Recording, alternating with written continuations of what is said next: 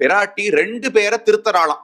ஒண்ணு, நம்மை போன்ற ஜீவாத்மாக்கள் பகவான் கிட்டக்கே வராமல் ஒதுங்கி ஒதுங்கி பயந்து ஓடுகிறோமே, நம்ம இடத்துல உபதேசம் செய்து பயப்படாதே வான்னு அழைக்கிறாள்.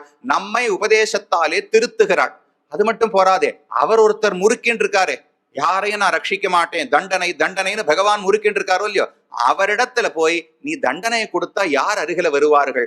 நாம் தான் தாயும் தந்தையும், குழந்தை தப்பு பண்ணா நாம் தான் மன்னிச்சு ஏற்றுக்கொள்ள வேண்டும் என்று பேசி அவனையும் திருத்துகிறாளோ இல்லையோ.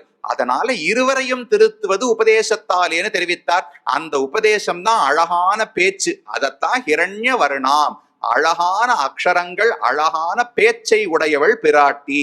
காட்டுல தனித்து விடப்பட்டா என்னமோ மருண்டு போய் என்ன பண்றதுன்னு தெரியாம சுத்து முத்தும் பார்த்துட்டே இருக்குமோ இல்லையோ, அத போல பிராட்டிக்கும் பகவானை விட்டு பிரிந்தாள் என்றால் துவண்டு போய் என்ன செய்வதுன்னு தெரியாமல் மருட்சியிலே ஆழ்ந்து போய் விடுவாளாம். சீதையினுடைய தசைய ஹனுமான் வர்ணிக்கிறாரோ இல்லையோ, இவளை பார்த்த உடனே உபவாச கிருஷாம் தீனாம்னு தெரிவிக்கிறார்.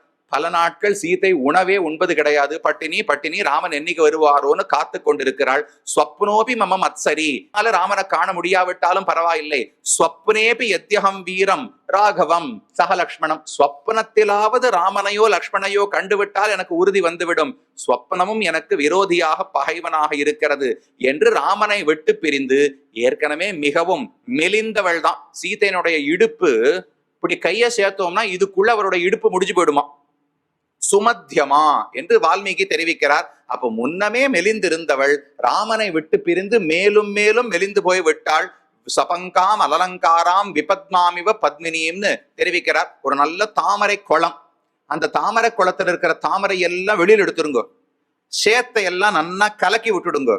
அது எப்படி இருக்குமோ அப்படிதான் சீத்தை இருந்தாலும். சபங்காம்னா உடம்பு முழுக்க அழுக்கா இருக்கு, அங்க இருக்கிற அழகான தாமரைகளை எல்லாம் யாரோ பறித்து விட்டார்கள், கண்ணு தாமரையாட்ட இருக்கணும், ராமனை காணாதபடியால மொட்டித்து போய் வெளுப்பா படுத்து, வாய் தாமரை போல பழுத்து அழகா சிவப்பா இருக்கணும், ராமனை விட்டு பிரிந்து அதுலயும் சிவப்பு போய்விட்டது, உடலில் நிறம் அழகாக இல்லை, இப்படி ராமனை விட்டு பிரிந்து துன்பப்பட்டாலோ இல்லையா, அது மானினுடைய தன்மை, துவட்சி. இன்னொன்னு மருட்சி, என்ன செய்வதுன்னு தெரியாமல் மருண்டு இருக்கிறாளோ இல்லையோ, அதனால மானை போன்றவள் ஹரிணீம் என்று முதல் அர்த்தம் தெரிவித்தார்.